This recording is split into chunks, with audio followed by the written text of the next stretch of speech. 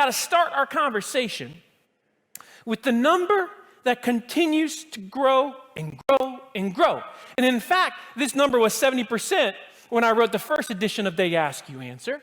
Today it's 80%, and that is, this is how far along the buyer is by the time they reach out to you and contact you. So the moment that they fill out that form on your website, the moment that they call you or contact you, wherever that means is, on average, business to business and business to consumer, they are 80% through that buying funnel, as we hear.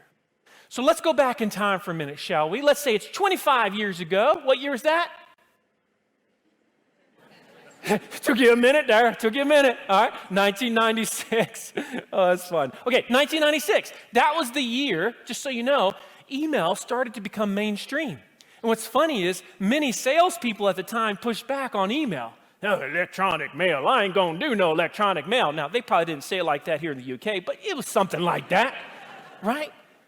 And of course, how did it go for those salespeople? Not so well. Either they got on board or they were left behind. That's how it works always with change. So, what do you think this number was 25 years ago? When the internet's just getting started, how far along through that buyer's journey do you think our average customer was 25 years ago? What do you think? Anybody have a guess?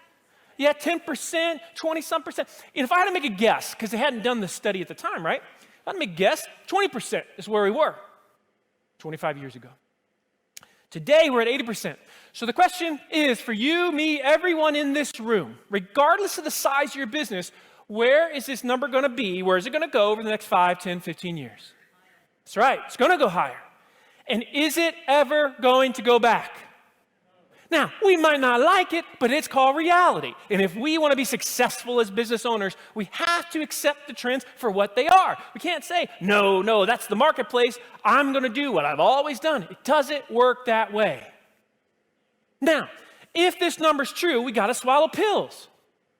Critical that we swallow the pills early on. So, for example, I want you to assume that you have these two departments in your business. Even if you don't, in your mind, have these two departments, everybody does. You might be the head of each one of these departments.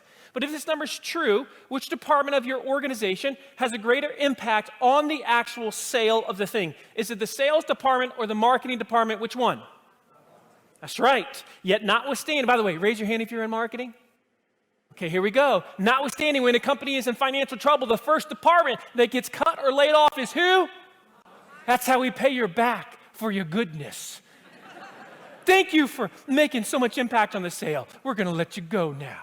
And generally speaking, when a company's looking to grow the business, the first department that gets hired is sales. The question is, why is it that way? Because we've been doing it that way how long? Forever. Eons, you guys are great. Isn't it better when everybody's talking? You feel the energy, don't you? It's so great. And by the way, isn't it great that we're all freaking together in a room? Can't we give it up for that, like applause or something? Yeah, it's great. Woo!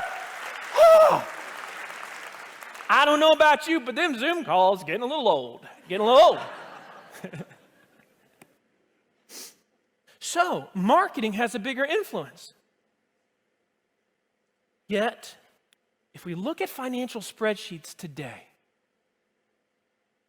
generally speaking, still, sales is classified as revenue, marketing is classified as expense. Now, is that the way it should be in 2021 and beyond? Listen, gang, if your organization, if you as that CFO within your company or someone in your company that's handling the books still believes that sales is straight revenue and marketing is straight expense, we have a problem. And here's where I see other problems too. Raise your hand if you've got a sales team in this room or salespeople that work for you. Raise your hand. Okay? My friend, how many salespeople work for you? 2 people. Okay, now, if I went to those 2 salespeople that you have, and I said, what percentage of the sale do you dictate? What do you think their number would be? And we know it would be different for each person, but if you had to make a guess, what do you think their number would be? Okay, right, this is great. He said 100%. 100%. In other words, his salespeople would say, yeah, I pretty much handle the whole deal. This is my baby, right? Now that is nice on the surface, but it's problematic within the company.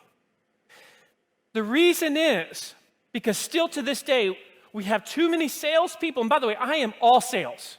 At my core, that's what I am. But we've got to recognize that we must evolve. How do we evolve?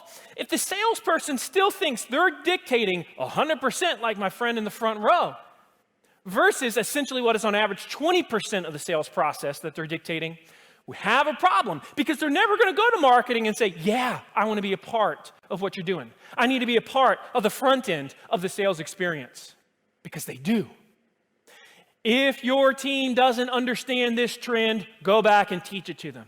Everybody must rally around this because it's only going to grow. And it means two fundamental things. Again, sales has to become involved in the marketing side of the business, in that 80%. Marketing needs to be accountable for revenue as well. No more just simple campaigns. No more fluffy stuff.